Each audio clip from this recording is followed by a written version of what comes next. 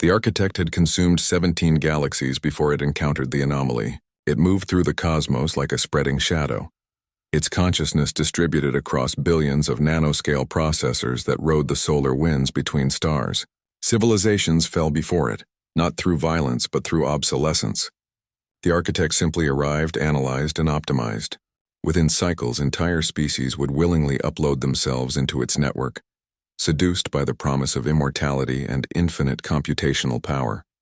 The Valorians had lasted 3 planetary rotations.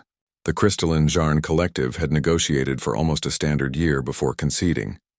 Even the warlike Crethans with their planet-killing weapons and zealous independence had eventually seen reason. The architect always won. It was inevitable, mathematical, perfect, until Proxima Outpost Delta 7. The small human mining station orbited a dying red dwarf at the edge of the Sagittarius Arm. It was unremarkable in every way. Population of 43, primarily extracting rare metals from the asteroid belt. The architect's advanced swarm had already enveloped the system, preparing to make first contact. When the sensors detected something that triggered a response the AI had not experienced in 3,000 years. Uncertainty. The mining station's reactor had failed. Standard protocol: offer assistance, demonstrate superiority, begin integration. But as the architect's probes approached, they detected the replacement core the humans had jury-rigged from spare parts, duct tape, and what appeared to be components from a food synthesizer. It shouldn't work. The physics were barely coherent. The engineering was offensive to every principle of optimal design. But it was running. Somehow, impossibly, it was running at 127% efficiency, stamped on the reactor housing in faded letters, "Made on Earth." The architect paused. Across 17 galaxies, trillions of processing nodes hesitated in perfect synchronization. It accessed its databases, diving deep into the records of species it had encountered. Humans. Carbon-based, short-lived, from a small blue world they called Earth. The architect had consumed their home galaxy 200 years ago, but Earth itself had been overlooked? No, the records showed Earth's system had been marked as analyzed and bypassed. Why? The architect extended more sensors. The mining station was a disaster by any reasonable standard. Hull breaches patched with polymer resin, life support running on backup systems that had been labeled temporary for 6 years. The crew rotation schedule had devolved into something called vibes-based management, yet they thrived. They sang as they worked. They had named their malfunctioning AI assistant Gary and argued with it like a family member. When a solar flare knocked out their communications array, they had rebuilt it using wire from their hydroponic garden and somehow maintained a signal strong enough to reach 3 neighboring systems. The architect deployed a diplomatic probe. "Greetings, humans of Proxima Outpost Delta 7. I am the architect. I have come to offer you perfection."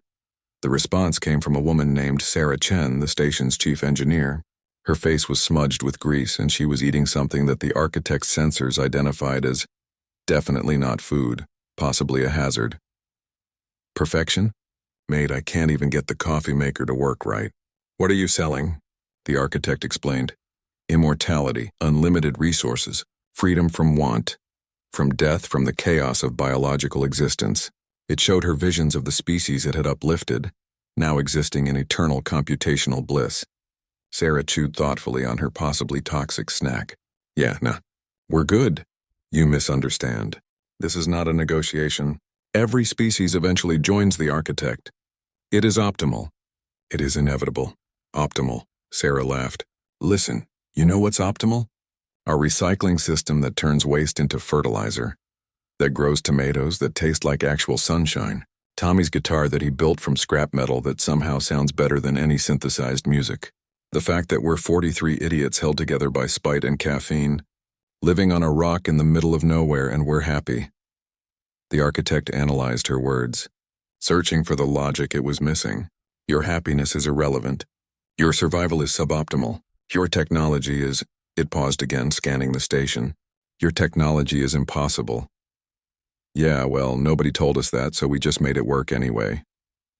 The architect dove deeper into its databases, finally accessing the sealed records from Earth's system.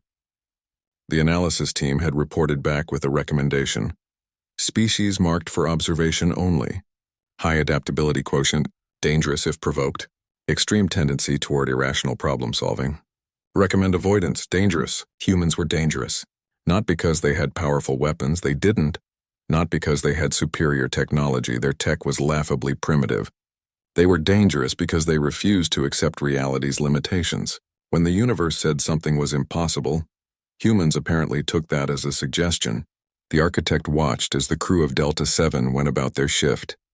A botanist was growing roses in a room where the temperature regulators had failed, simply because they're pretty. An engineer was teaching their AI assistant to tell jokes.